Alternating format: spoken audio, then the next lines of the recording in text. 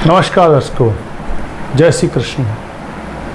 दर्शकों, हमने कुछ वीडियो में बात की थी कि विवाह विच्छेद, वैवाहिक सुख में व्यवधान, परेशानी, पापी ग्रहों के कारण ये सब समस्याएं जीवन में आती हैं। वर वधू की कुंडली में अगर मांगलिक दोष या फिर पापी ग्रह सप्तम भाव से संबंध रखते हैं, सप्तमस के साथ इन पापी ग्रहों का प्रभाव, पापी ग्रहों के बारे में हम पहले भी बता चुके हैं।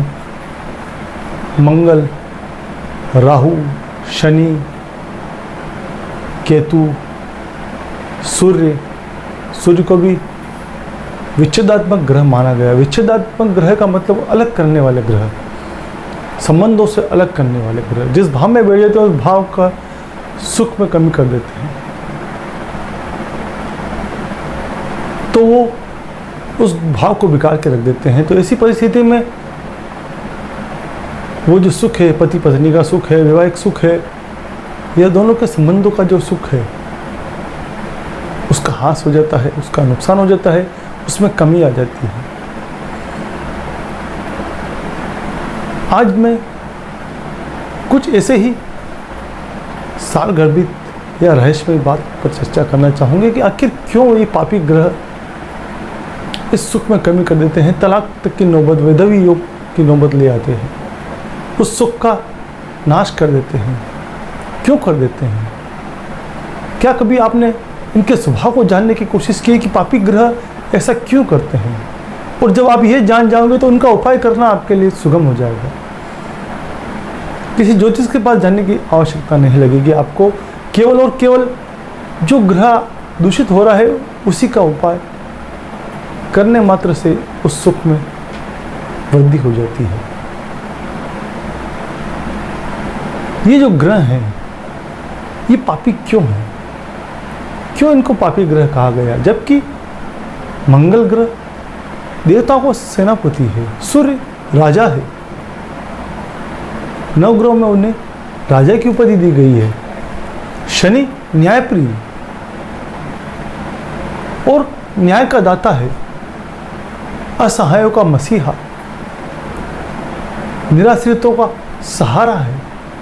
कभी आपने देखा होगा किसी गरीब को, किसी अपंग या असहाय व्यक्ति को शनि लगते हुए या उसे परेशान करते हुए? कभी नहीं लगते हैं। शनि किसको लगते हैं? जो समृद्ध है, जिसके पास सब कुछ है और वो गलत कार्यों की ओर बढ़ रहा है, तो वो दशा अंतरदशा में शनि उसको न्याय जरूर करता है, उसका कर्मों का दंड देता है। तो फिर ये पापी ग्रह कैसे हुए? पाप तो जो अनैतिक कार्य करता है, गलत कार्य करता है, किसी को प्रताड़ित जबरदस्ती करता है, वो पापी ग्रह हुआ। और ये पापी ग्रह माने गए हैं, तो इसके पीछे क्या कारण है? दर्शकों, सप्तम भाव, सातवां भाव, ये वैवाहिक सुख का, स्पाउस का भाव माना गया है। लग्न से सातवां, लग्न की शक्ति, आदि शक्ति, जो जिस प्रकार नर और नारी दोनों मिलकर एक बनते हैं, एक युग्म तैयार होता है, उसी प्रकार लग्न और सप्तम एक दूसरे के पूरक, एक दूसरे को सपोर्टेबल होते हैं। लेकिन जब ये ग्रह, ये भाव पाप प्रभाव में आ जाता है, सप्तम इस पाप प्रभाव में बैठ जाता है, तो वो उस भाव में परेशानी उत्पन्न करता है। अब वो कैसे, ये हम जानते हैं। दर्शकों, अगर सप्तम भाव में सूर्य बैठ जाता है या शुक्र और सूर्य का संबंध हो जाता है, युति हो जाती है, क्योंकि सप्तम भाव का भावेश सूर्य है, शुक्र है, और शुक्र जब सूर्य के साथ बैठ जाता है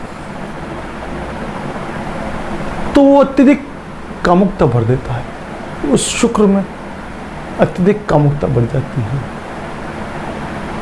और वो उस कामना की पूर्ति के लिए ललायत रहता है, और वो पूर्ति जब नहीं हो पाती है अपोजिट जेंडर से, अपने स्पाउस से, तो वो उससे अनिच्छा के कारण भटकाव की स्थिति ले आता है। लेकिन सूर्य अग्नि तत्व ग्रह है। और जब सप्तमेश या शुक्र सूर्य के नज़दीक आ जाते हैं या उसके साथ बैठ जाते हैं या फिर सूर्य सप्तम भाव में बैठ जाते हैं तो एक, क्योंकि वहाँ प्रेम है, सप्तम भाव प्रेम का भाव, और वहाँ जब अग्नि आ जाती है तो वो उस भाव को जला के रख देती है। वहाँ पर वो उसके प्रभाव को क्षीण कर देती है, अस्त कर देती है। ऐसी परिस्थिति में वो जो सुख मिलना चाहिए, वो जो प्रेम मिलना चाहिए, उसमें कमी आ जाती है।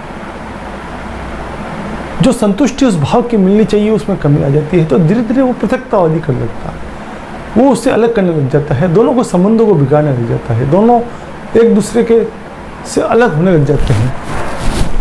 ये होता है सूर्य का सप्तम भाव पर प्रभाव। अब हम बात करें मंगल की। मंगल भी अग्नि है, लेकिन मंगल का एक स्वभाव है। मंगल का स्वभाव ये है कि उसमें अत्यधिक क्रोध है। सूर्य की एक बात और कह लेता हूँ, सूर्य अगर सप्तम भाव में बैठ जाता है तो उसमें एक अभिमान है, घमंड है, राजा होने का घमंड है। वो मानता है कि मैं सर्वे सर्वा हूँ, मैं ही सब कुछ हूँ, ये सब मेरे अधीन है। और वो अपने स्पाउस को भी अपने पद के अभिमान के तहत दबा के रखना चाहता है। वो ये चाहता है कि स्पाउस मेरा अधीन बन के रहे, क्योंकि राजा तो राज करना पसंद करता है, प्रजा बनना पसंद नहीं करता है। वो फॉलोअर बनना पसंद नहीं करता है, वो कमांडर बनना पसंद करता है। वो चाहता है कि मेरा स्पाउस मेरे अधीन रहे, मेरे कमांड में रहे। और जब उसका स्पाउस उसे ऐसा नहीं मिलता है, जीवन साथी ऐसा नहीं मिलता है कि वो उसके साथ फॉलोअर बन के रहे, तो वहाँ टकराव की स्थिति आ जाती है। वो टकराव ही विच्छेद का कारण बनती है। वो अहम, वो घमंड, वही उसके विच्छेद का कारण बनता है। यही मंगल क्रोध है। वो हिंसा पसंद करता है, वो डोमिनेशन पसंद करता है, दबा के रखना पसंद करता है। वो ये चाहता है कि मेरा जो स्पाउस है वो मेरे अधीन रहे, मैं उसे जिस तरह से चाहूँ, जैसा प्रेम प्रस्तुत करूँ, वो उसी को फॉलो करे। वो अपने स्पाउस की इच्छा को नहीं देखता। स्पाउस का मतलब मैं आपको स्पष्ट करता जाऊँ, पति है तो पत्नी और पत्नी है तो पति, यानी अपोजिट जेंडर जो युग्म है वो स्पाउस कहलाता है। अगर स्त्री है तो उसका पति के प्रति वो डोमिनेट रहती है। वो ये चाहती है कि मेरा पति मेरे अधीन रहे और किसी के ना सुना, केवल और केवल मेरी सुने, वो मेरी ही माने, किसी के ना माने। जैसा मैं चाहूँ वैसा प्रेम वो प्रस्तुत करे। और अगर पति है तो वो भी यही चाहेगा कि पत्नी मेरी गुलाम बनकर रहे, दासत्व स्वीकार करे। और यही टकराव की स्थिति विच्छेद का कारण बन जाती है। दोनों में मन मुटाव। वो जब भी, भले उनमें हृदय में प्रेम हो एक दूसरे के प्रति, लेकिन जब भी पास बैठेंगे तो अपना प्रदर्शन इस प्रकार रखेंगे कि डोमिनेशन नेचर रखेंगे। वो उसको दबा कर रखना पसंद करते हैं, अपने आप को सब कुछ मानते हैं। ये चाहते हैं कि मेरे अधीन रहे। यही मंगल भी करता है। अग्नि का कार्य ही यही था। अब हम बात करें शनि की। शनि और बुध ये दो नपुंसक ग्रह माने गए हैं। केतु भी यही है। शनि पुरुष नपुंसक है तो बुध स्त्री नपुंसक है, और केतु को किन्नर माना गया है। और जब सप्तम भाव में ये ग्रह बैठ जाते हैं या फिर सप्तमेश का इनके साथ संबंध हो जाता है, तो ऐसी परिस्थिति में उनका प्रेम संबंधों में एक अनिच्छा सी आ जाती है। शनि में कर्कशता भी है, उसकी वाणी में कर्कशता है। बुध में भी वो वाणी का कारक है, और वो जब दूषित हो जाता है तो उसमें कर्कशता आ जाती है। बुध हालांकि शुभ ग्रह है, पापी ग्रह नहीं है, इस कारण वो विच्छेदात्मक का कारक नहीं बनता है, लेकिन शनि बन जाता है। शनि में उसके प्रेम में एक उदासीनता है, नीरसता है, विरक्ति है। वो कोई भी कार्य बहुत स्लो करना पसंद करता है, उसमें उत्तेजना या कामुकता का अभाव। कामुकता हालांकि होती है, शुक्र के साथ बैठने पर अत्यधिक कामुक भी बना देता है, लेकिन सप्तम भाव में शनि कर्कशता दे देता है, उसकी वाणी में कड़वाहट ले आता है और यही कड़वाहट विच्छेद का कारक बनती है। दोनों पास बैठेंगे, जब भी बैठेंगे तो कड़वा बोलेंगे, मीठे शब्द का इस्तेमाल नहीं करता है, और जब वो कड़वा बोलता है तो दिल को चुभता है। ताना कशी, व्यंग, नहीं बात करना पसंद करता है शनि, और यही कारण उस संबंधों में कड़वाहट ले आता है। दोनों प्रेम से साथ नहीं रह पाते हैं, दोनों अलग हो जाते हैं इस कर्कशता के कारण, इस व्यंग्यता के कारण, इस वाणी कुटिल वाणी के कारण। अब राहु की बात करें, राहु माया है, ठग है, धोखा है। वो उन रिश्तों में अवैध संबंध ढूंढता है, धोखा ढूंढता है। सप्तम भाव का राहु, क्योंकि राहु में इच्छाएं हैं, कामनाएं हैं, कामुकता भी है, और वो इच्छाएं जब संतुष्ट नहीं होती, क्योंकि राहु कभी संतुष्ट होता ही नहीं है, उसमें सेटिस्फेक्शन तो है ही नहीं। मैं पिछली वीडियो में बता चुका हूँ आपको, राहु के और केतु के ऊपर हमने जब चर्चा की थी तब बताया था कि उसमें सेटिस्फेक्शन की भावना तो केतु में है, राहु में ये भावना होती ही नहीं है, और वो इसी कारण उस संतुष्टि के लिए भटकाव रखता है, वो बाहर ढूंढता है, कहीं ना कहीं उसको संतुष्टि चाहिए। और राहु, सप्तम राहु यही करता है, पति पत्नी के बीच में असेटिस्फेक्शन की भावना भर देता है। भले सब कुछ है, पूर्णता है, लेकिन फिर भी कमी है। शारीरिक रूप से पूर्ण है, लेकिन संतुष्टि में कमी है। वो संतुष्टि दिल से, हृदय से नहीं मिल पाती है, क्योंकि हृदय राहु के पास है ही नहीं, उसके पास तो केवल मस्तिष्क है जिसमें इच्छाएं हैं, और यही विच्छेद का कारण बनती है। असंतुष्टि उसके बार बार प्रताड़ित करती है। वो चाहता है कि मुझे कहीं ना कहीं मुझे मेरे प्यार को संतुष्टि प्राप्त हो, लेकिन वो हो नहीं पाती है, सब कुछ होते हुए भी ना हो पाती है, और ये विच्छेद का कारण बनती है। केतु भी यही करता है, उसमें सेटिस्फेक्शन है, वो ज़्यादा की चाह नहीं रखता है, जो मिल गया बहुत मिल गया, उसमें कामनाएं नहीं है, और यही निरस्ता उस विवाह में वो विघटन का कार्य करती है। तो दर्शकों, पापी ग्रह क्यों हैं, इस पर आज हमने चर्चा की कि क्यों उस वो वैवाहिक जीवन को खराब कर देते हैं। उनके स्वभाव को जानना होगा, और उसी के अनुसार आप देखिए, आप दोनों के बीच में, पति पत्नी के बीच में कहाँ परेशानी आ रही है। अगर आप अभिमान के मद में चूर होकर इस रिश्ते को बिगाड़ रहे हैं तो सूर्य को सुधार दीजिए। सूर्य सुधर जाएगा तो दोनों के बीच में मधुरता आ जाएगी।